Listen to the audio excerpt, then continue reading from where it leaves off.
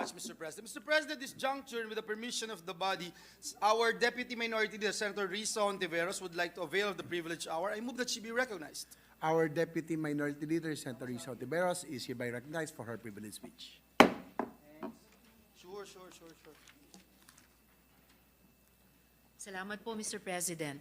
Mr. President, dear colleagues, I rise on a point of personal and collective privilege. I rise to bring to your attention a disturbing contractual award entered into for the 2025 national and local elections. Last February 22, 2024, the COMELEC announced that it awarded the contract for the lease, not the purchase, but the lease of the automatic voting systems for the 2025 national and local elections. With an 18.827 billion peso approved budget for contract, ang kontratang ito ang pinakamalaki sa kasaysayan ng mga halalan sa Pilipinas. It dwarfs the aggregate total of 25 billion pesos spent for poll automation from 2010 to 2022. Ang nakapagtataka, Mr. President, dear colleagues, the bidding for the richest single contract in Philippine election history was able to attract only a single bidder, a joint venture composed of South Korea's Miru Systems Company Limited and Philippine companies Integrated Computer Systems, St. Timothy Construction Corporation, and Centerpoint Solutions Technologies. This company, Miru, is no stranger to controversy. Miru was previously involved in supplying automated election systems for, aside from its home country, the Kyrgyz Republic, the Democratic Republic of the Congo, and the Republic of Iraq. In Congo, researchers reportedly found that the machines Miru tried to sell there were repackaged equipment originally intended for Argentina, where similar machines faced pushback. Ang tawag nga sa Congo ng mga election machines doon ay cheating machines. In Iraq, a 2018 Reuters report found that Miru's machines were, quote, at the heart of fraud allegations that led to a manual recount in some areas after the May 12 election, close quote. Ayon sa mga mananaliksik, 30% and 75% of the voting machines supplied by Miru, respectively, were affected by election day glitches and malfunctions, which led to failure of elections in those countries. And while these doubts linger in our minds, doubts caused by electoral troubles in fragile states like the Democratic Republic of Congo and Iraq, it seems that there is also a clear violation of law. Question: prototype nga ba ang automated counter machines? During post-qualification, the phase of the competitive bidding process in which the winning bid is validated to ensure that it meets the requirements in the bid documents, COMELEC Commissioner Marlon Casquejo admitted that the ACM being presented was a prototype. He said, quote, "This machine is ours. It really belongs to the COMELEC. We made our wish list. Miru just followed. So, if you noticed, this is a customized machine which has not yet been produced," close quote.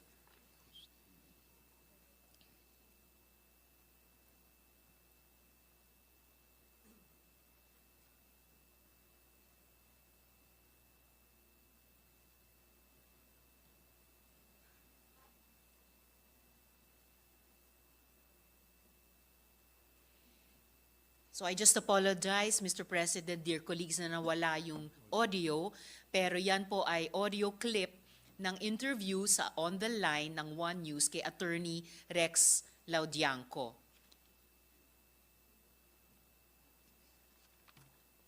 But Section 12 of Republic Act number 8436, the Automated Election Law as amended, requires that the system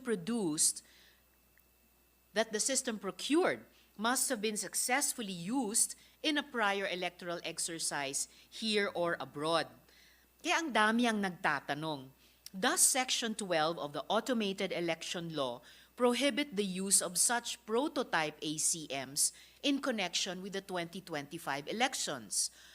Kung oo, bakit pinayagan ang prototype ACMs ng Miru?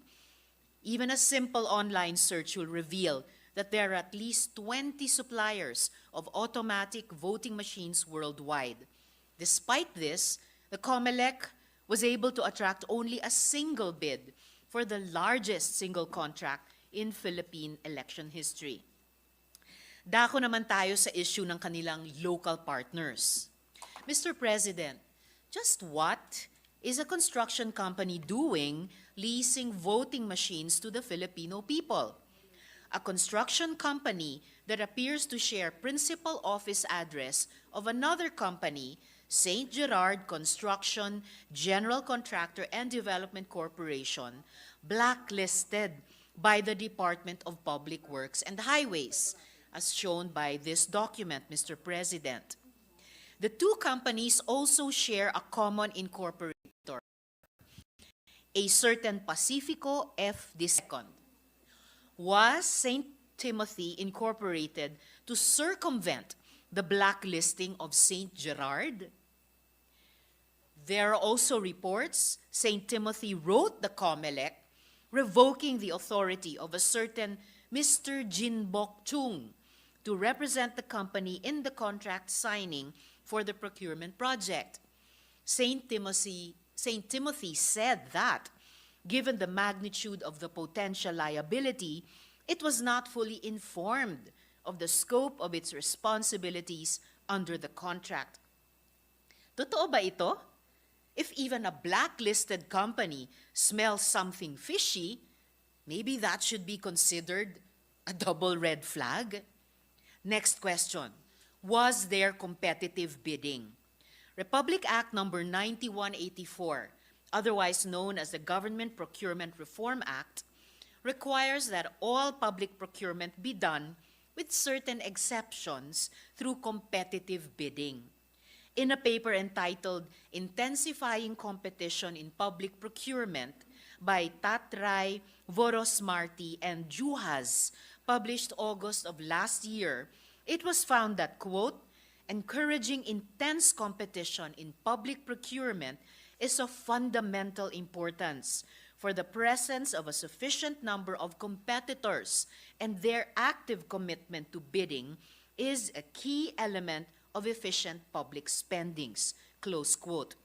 In this controversy, it was confirmed that while 5 companies, including Dominion Voting Systems, Indra Philippines Incorporated, AMA Group Holdings Corporation, and Smartmatic, they purchased bidding documents, but all but Miru declined to submit bids. Napakalaking kontrata. Wala ni isang ibang bidder. Yes, Smartmatic was disqualified because of its own money laundering controversies, but there were others. Bakit biglang naglaho na lang? The Organization for Economic Cooperation and Development, or OECD, in its guidelines for fighting bid rigging in public procurement, defines bid suppression as an agreement among competitors in which one or more companies agree to refrain from bidding or to withdraw a previously submitted bid so that the designated winner's bid will be accepted. In essence, bid suppression means that bidders other than the designated winner do not submit bids or are prevented from doing so. Some quarters are asking, is this what happened here? Is this real competition, or is the real competition in the back rooms of the halls of power? I hope not. This makes me wonder, Mr. President, how many other substantial contracts have been awarded to the lone entity who bothered to submit a bid. Thus, I agree with Senator Angara. It appears it might be time to re-examine the legal framework we have set in place for public procurement to prevent the system from being gamed, rigged, and manipulated for private gain. Let's bring back real competition in public bidding. At ang aking huling tanong, what will happen to the 402 million pesos we spent to procure automated election software, including the source code, to enable a proper source code review thereof? Gone with the wind? Mr. President, these questions are very important. Hindi lang po dahil public procurement requires the highest duty of care and responsibility from our public servants, but also because since electoral machines are involved, they strike at the very heart of our democracy. Always, but most especially in these turbulent and divisive political times, the people's right to suffrage must be protected from fraud or the perception of fraud and kept sacrosanct. Salamat po, Mr. President. Nagustuhan niyo ba ang ganitong pagtalakay? Mag-follow sa Informador FB page at mag-subscribe sa Informador YouTube channel.